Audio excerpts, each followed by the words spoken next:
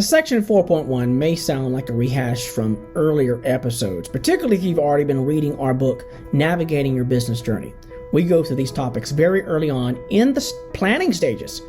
If you haven't researched what type of licenses you need to launch your business and you're at this step, you're already late in the game. But we're going to mention it here just to reiterate the point that regardless of what you're doing, I don't care if you're teaching piano lessons out of your home, doing a lemonade stand, even if you're doing a garage sale in your front yard and you're in a local area like a HOA or a jurisdiction of a city, I guarantee you there's some type of licensing involved. Just the other week, my niece, who at the making of this video is about 15 years of age, and I've always been intrigued with her entrepreneurial spirit. If something new comes up she wants to go do. Well, she's come up with the idea of making soaps and candles because she wanted one time to do brownies or cookies. And I didn't discourage her. I said, go research what's needed. Well, now she's come back. She wants to make soap.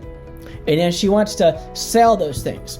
So, rather than discourage her, I said, let's go look into licensing. And turns out, if you're not careful, even with that industry, some things fall under the lines of cosmetology. You got to have certain licensing and certifications for that. So, I share that to say that you need to stop right now and make sure that you've researched your industry, your specific job that you're wanting to pursue, this business you're creating. What are the requirements at the state, the city, and the county? If you're living in an HOA, I know I've already said it, I'm going to say it again. You need to check and make sure.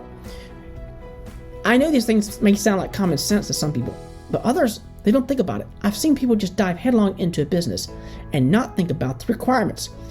You're probably going to have a general business license just to operate. Then you're going to have a specific license that's tailored to what you're doing. Let's say you want to open up, you want to be a chiropractor, right? Well, you got to have a general practitioner's license to open a business in that particular town or county. Then you're going to have a license that's specific for being a chiropractor. So you've been licensed by the state board and you have credentials that match your experience and you're qualified to do that service. And so you got to go through those checkpoints. You may have industry-specific permits, particularly with food handling, I mentioned cosmetology, that are very unique to what you're doing. You don't want to get halfway invested into a business and come to find out you don't have all the qualifications. You can't get that license. You can't get that certification. Even if you're based out of your home. Okay?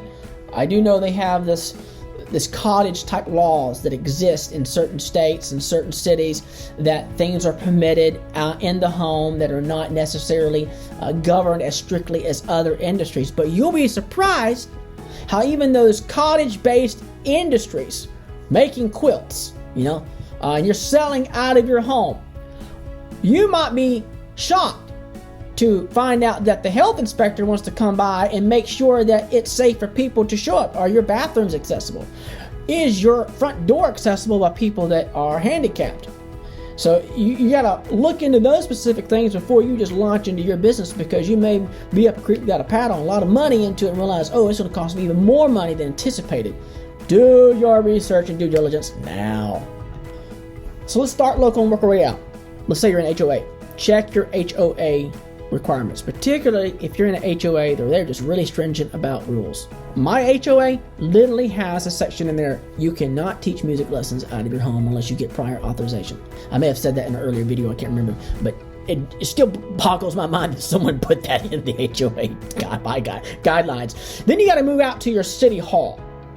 Find out what ordinances they have in your local city, and then branch out to the county. You want to check with the state level if you are part of any organization that has a regulatory board. I know here in Alabama, we have a regulatory board for people that want to be house midwives. They're going to help people have births at home. There's a whole certification for that. I think there's only a handful of people around the state that are doing it, but there's a board for that. So you also want to check with your Secretary of State's website to see what, and then the labor site as well, to make sure that you're in compliance before you jump midstream into launching your business.